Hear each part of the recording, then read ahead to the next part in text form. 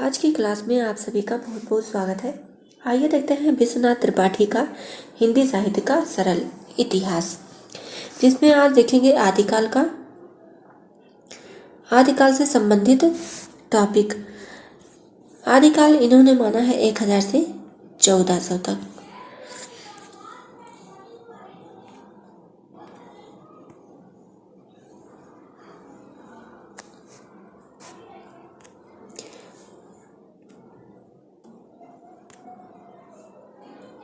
आदिकाल विविध और परस्पर विरोधी प्रवृत्तियों का काल रहा है।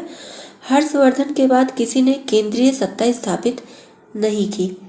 इस काल में संस्कृत, प्राकृत और अपभ्रंश में भी रचनाएं हो रही थीं और साथ ही साथ अपभ्रंश के केचुल को छोड़ती हुई हिंदी भी अपना रूप ग्रहण कर रही थी। यहाँ देखिए इम्पोर्टेंट कथन है इनका कि अपभ्रंश के केचुल को छोड़ती हुई हिंदी भी अपना रूप ग्रहण कर रही थी। यह कथन पूछा जा सकता है विश्वनाथ त्रिपाठी का है। आइए देखते हैं आगे। यह काल अनेक दृष्टियों से संधिकाल है। आदिकाल क्या है? संधिकाल है। धार्मिक दृष्टि से इस काल में अनेक ज्ञात अज्ञात साधनाएं प्रचलित थी, जैसे सिद्ध, जैन, नाथ आदि मतों का इस काल से व्यापक प्रचार किया जा रहा था।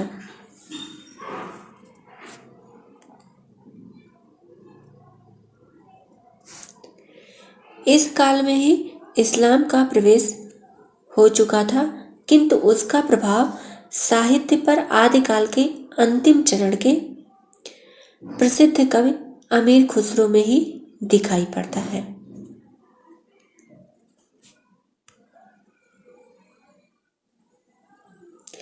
संदेश रासक का रचयिता अब्दुल रहमान कहीं आहतमाण भी रहता है।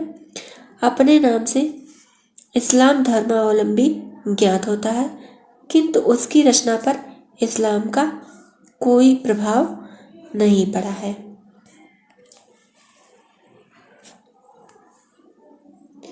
सिद्ध कवि। बौद्ध धर्म कालांतर में तंत्र मंत्र की साधना में बदल चुका था। यहीं से आपका जो सिद्ध संप्रदाय था वह वज्रयान में परिवर्तित हो जाता है। वज्रयान इसी प्रकार की साधना थी। महापंडित राहुल सांस्कृतायन के अनुसार बौद्ध धर्म अपने हीनयान और महायान के विकास को चरम सीमा तक पहुंचाकर अब तक एक नई दिशा लेने की तैयारी कर रहा था, जब उसे मंत्रयान, वज्रयान या सहजयान की संज्ञा मिलने वाली थी। यह कथन इम्पोर्टेंट है, पूछा जा सकता है।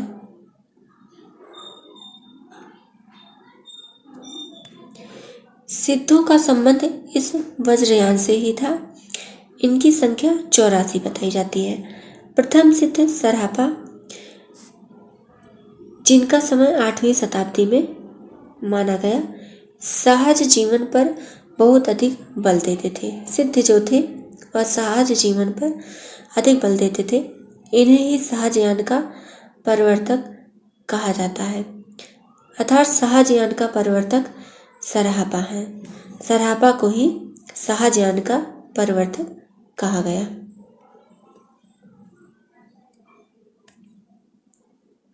सिद्धों ने नैरात्म्य, भावना, कामयोग, सहज, शून्य तथा समाधि के विभिन्न अवस्थाओं का वर्णन किया है।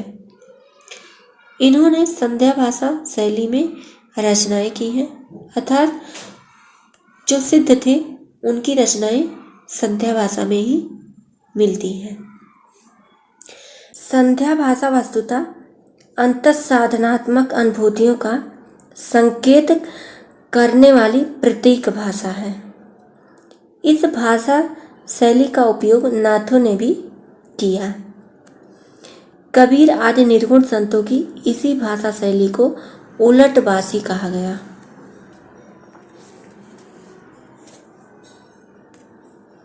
मध्य देश के पूर्वी भाग में ही सिद्धों के होने का पता चलता है। इनकी भाषा में भी उन्हीं क्षेत्रों के तत्कालीन रूप में मिलते हैं। अब देखते हैं नाथ कवियों को। नाथों की संख्या है 9। नाथ कवि 84 सिद्धों की जो सूची मिलती है उसमें कई नाम नाथों के भी हैं, जैसे नागार्जुन हुआ, चरपट नाथ हुए, जालंधर हुए, ये सब ये सिद्ध और नाथ में दोनों में शामिल है। वज्रयानी सिद्धों के साथ नाथों का संबंध था। नाथ पंथ में गोरखनाथ शिव के रूप माने जाते हैं। देखिए ये इम्पोर्टेंट है कि शिव का रूप किसे माना जाता था, तो गोरखनाथ को। अतः इनका शैव होना स्पष्ट है। ये शिव के उपासक थे, इसलिए इनको शैव धर्म का माना गया। ये शैव संप्रदाय से संबंधित थे। गोरखनाथ ने पतंजलि के योग को लेकर हठ योग का परिवर्तन किया और ब्रह्मचर्य, वाक संयम, शारीरिक मानसिक शुचिता तथा मध्यमास के त्याग का आग्रह किया। उनका सिद्धांत था जोय जोय पिंडे स्वे ब्रह्मांडे। यह कथन पूछा जा सकता है, तो यह कथन है गोरखनाथ का। इसका अर्थ है जो शरीर में है वही ब्रह्मांड में है। संध्या भाषा या उलटबासी शैली का प्रयोग इन्होंने भी किया है।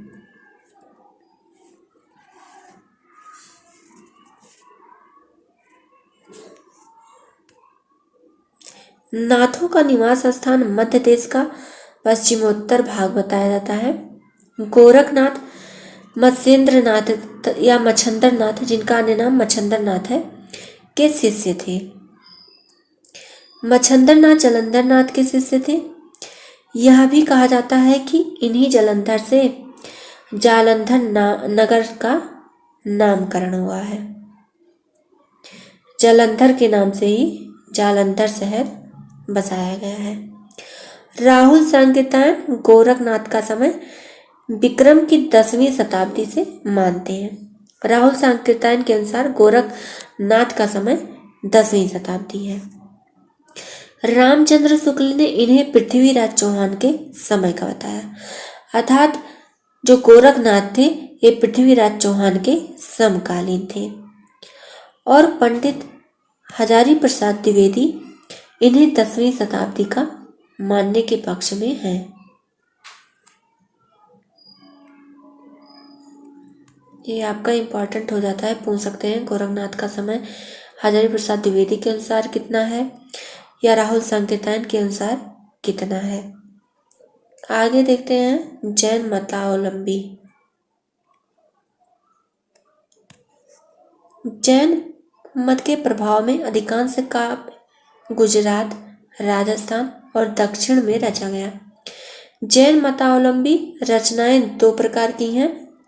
एक वह है जिनमें नाथ सिद्धों की तरह अंतः साधना, उपदेश, नीति, सदाचार पर बल और कर्म कांड का खंडन है। ये प्रायः दोहों में रचित मुक्तक रचनाएं हैं। दूसरी जिनमें पौराणिक जैन साधकों की प्रेरक जीवन कथा या लोक प्रचलित कथाओं को आधार बनाकर जैन मत का प्रचार किया गया है। जैन आचार्य हेमचंद्र, जिनका समय काल है 12वीं सदी, की प्राकृति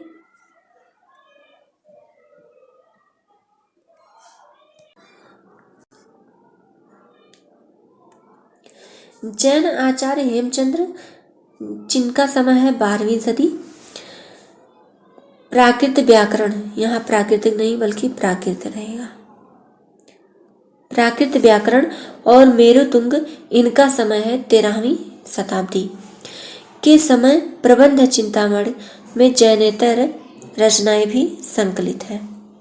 मेरुतुंग की रचना है प्रबंध चिंतामणि।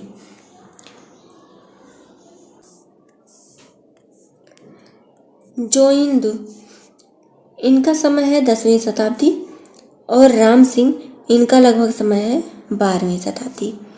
आदि इस कोटि के प्रमुख जैन कवि हैं। ये जैन कवि हैं जोइंद और राम सिंह। कहीं कहीं जोइंद रहता है, कहीं कहीं जोइंदू रहता है। पौराणिक काव्य धारा में अपभ्रंश के महान कवि स्वयंभू, जिनका समय है 8वीं शताब्दी, जिन्होंने राम कथा को आधार बनाकर पउम चर्यू की रचना की। इसमें पूछ सकते हैं कि पउम चर्यू का विषय वस्तु क्या है, तो यह राम कथा पर आधारित है।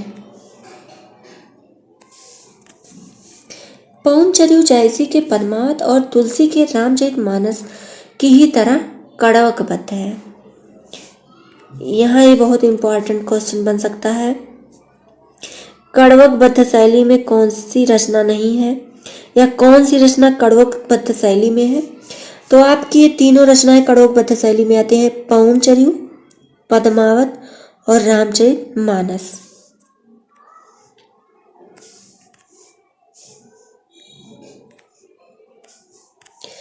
अपभ्रंश के अन्य प्रसिद्ध कवि पुष्यदंत, जिनका समय है 8वीं सदी, ने महापुराण की रचना की। महापुराण के रचनाकार हैं पुष्यदंत। इसके अतिरिक्त जैन अपभ्रंश कवियों ने भारी संख्या में चरित काव्य लिखे हैं। इनमें कौन कौन से हैं? इनमें है आपके पुष्यदंत,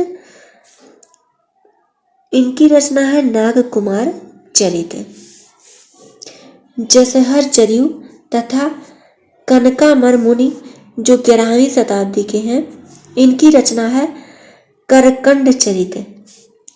मोस्ट इंपॉर्टेंट रचना है इनकी।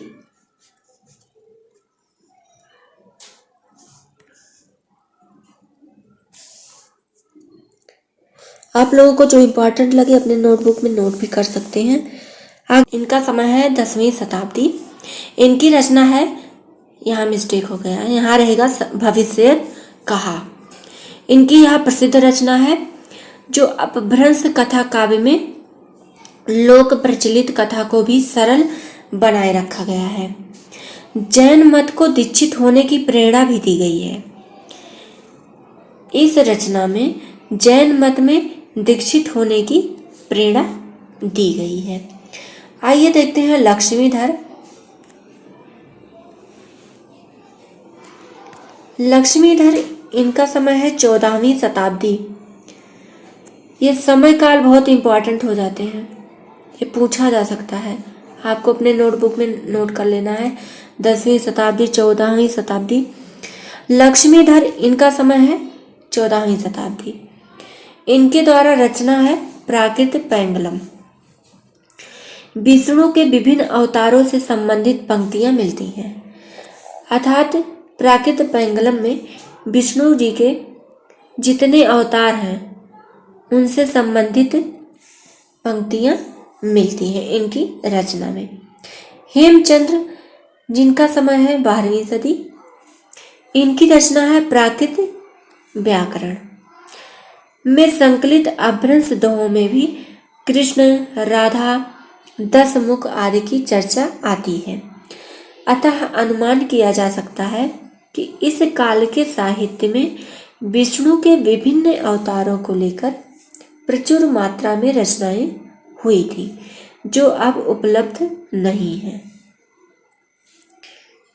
ये जो रचनाएं हुई ये लिखित रूप में अब उपलब्ध नहीं है।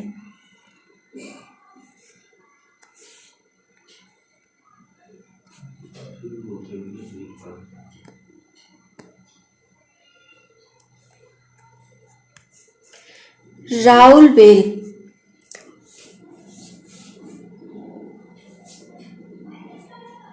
इसकी रचना हुई 11वीं सदी में। संदेश रासक, इसकी रचना हुई 13वीं सदी में। नामक 2 शुद्ध लौकिक श्रृंगारिक काव्य प्रामाणिक तौर पर उपलब्ध है। यही 2 रचनाएं हैं जो प्रमाणिक रूप से उपलब्ध हैं। संदेश रासक किसी भारतीय भाषा में रचित इस्लाम धर्मावलंबी कवि की प्रथम रचना मानी जाती है। संदेश राशक 3 प्रक्रमों में विभाजित है। ये बहुत इंपॉर्टेंट है। 3 प्रक्रमों में विभाजित है संदेश राशक, और इसमें 223 छंदों का संदेश काव्य है यह। इसमें 223 छंद हैं। आगे देखते हैं, राउल बेल का रचयिता रोडा कवि को माना जाता है। प्राकृत पैंगलम में विद्याधर द्वारा रचित किसी राजा, संभवतः जयचंद की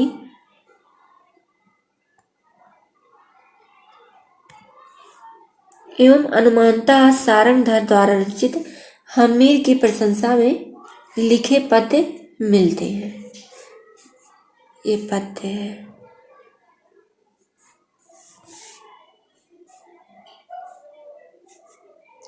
हेमचंद्र के प्राकृत व्याकरण में अपभ्रंश के दोहे संकलित हैं।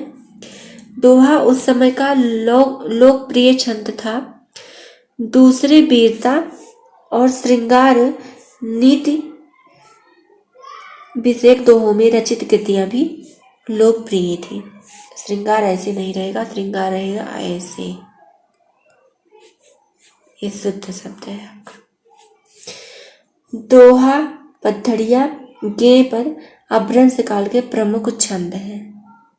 ये इंपॉर्टेंट है। अब अपभ्रंश काल में प्रमुख छंद है दोहा, पद्धड़िया और गेय पद।